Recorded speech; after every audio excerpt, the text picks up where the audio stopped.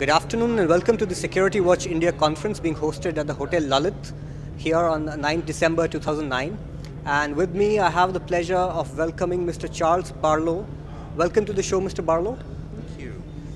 Mr. Barlow, we'd like to know, there is a new trend, a new strand of terrorism or security threats that are emanating from the cyberspace, from people's control over the cyberspace. For example, like in your discussion, you were touching upon points that most people in the audience did not know. The facts that there were incidents in Estonia, the facts that there are programmers across Eastern Europe, across the former Soviet republics, across currently communist countries, etc., who may or may not have a malified intent of penetrating other networks in a hostile manner, or at least surveilling in a hostile manner. What do you see is really the threat over here, and how can we really safeguard against it? Well, that's an excellent question. The fact of the matter is that cybersecurity or the cyber attacks that have happened so far they've been jokes.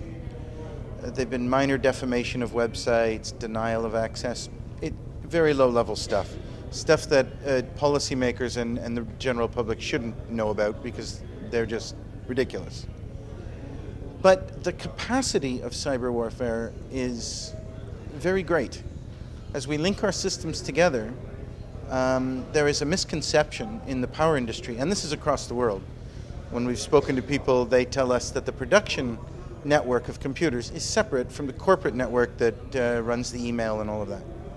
Whereas, in fact, you can defeat that whole setup that you think you've built simply by issuing a laptop with a Wi-Fi connection or an internet connection to an employee.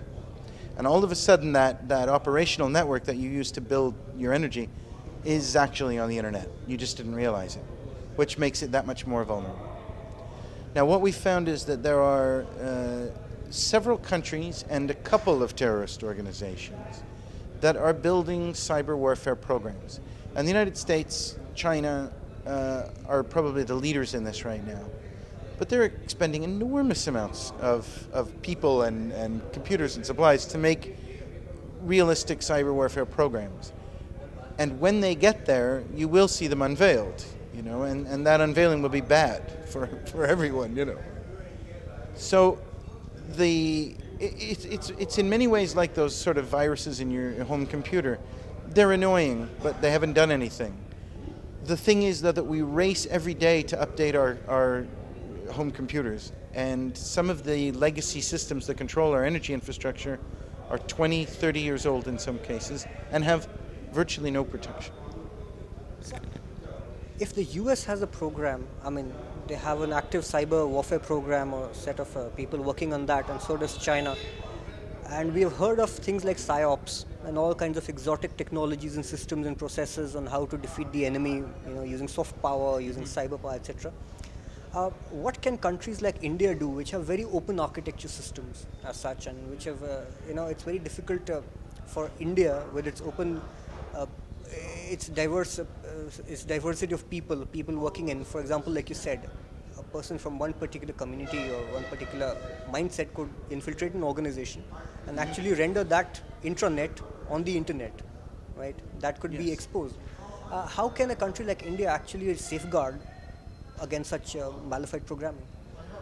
Well, it's not really a question of safeguarding in terms of being able to defeat everything. It's more a question of being able to understand what's going on, being able to react to it. Right now, if you had a cyber attack, you probably wouldn't detect it. And that is to say, someone is going in, seeing how your system works, and then maybe planting some malware or a type of software that they're leaving behind. Now, this is not an Indian problem. It's been happening all over the place. The ghost net that I was talking about from China, it seems may have implanted some of that into some very high-level systems in the United States, power and energy system. And it was only after a lot of work by the US federal government that they discovered what it was doing at all. The problem with that from an Indian point of view, for example, or Canada, my country, is that the United States is not in a position to tell us when they've detected something like that happening and they're working against it. So if we don't have our own programs, we're blind. We're blind to what's going on, and that's very, very dangerous. So if China were ever to attack India, they would disable our oil and gas systems and electricity systems without us knowing it, not to begin with? I think if virtually any advanced country in the world attacked another advanced country in the world, there would be a strong cyber element almost from now on. We're not quite there yet, but we'll be there in 5 years, without question. It's almost like saying, do we need an air force? You know, in the early days of World War I mean, yes, you need an air force. Great. Mr. Barlow, I'd like to know, can you share with us what exactly happened in Estonia in 2007? Estonia was a sort of warning shot. Again, it was mostly sort of infantile defamation of websites and that sort of thing, but it started to show real roots of a government-level program. So it was more of an indication of what could come in the future than of anything particularly important that happened on the ground in Estonia. A bit like my story of the first aerial bombardment ever, when the Italian fellow lobbed the grenade over a Turkish camp in 1911. It wasn't even reported at the time. But fast forward to the end of World War II, and you understand how quickly this can evolve.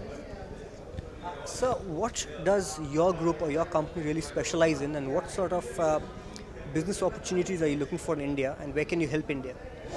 That's a very fair question.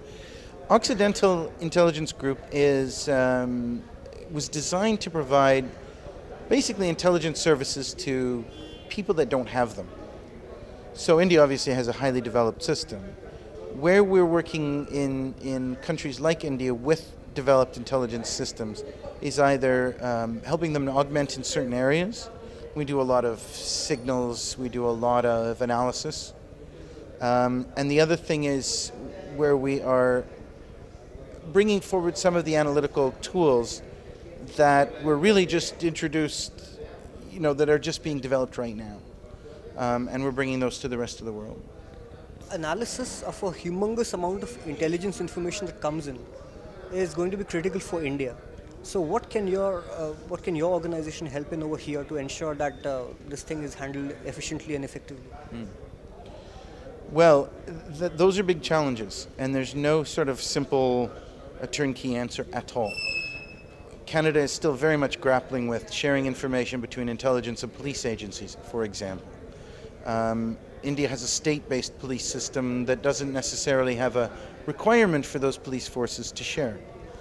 In much the same way that the United States had that problem before the Patriot Act came in. So it's a process of, you know, there's a legal foundation that has to happen, and then there's a trust and building foundation that has to happen between the agencies. And then you actually have to start to link some of the computer systems together so that not everybody is working on completely different networks.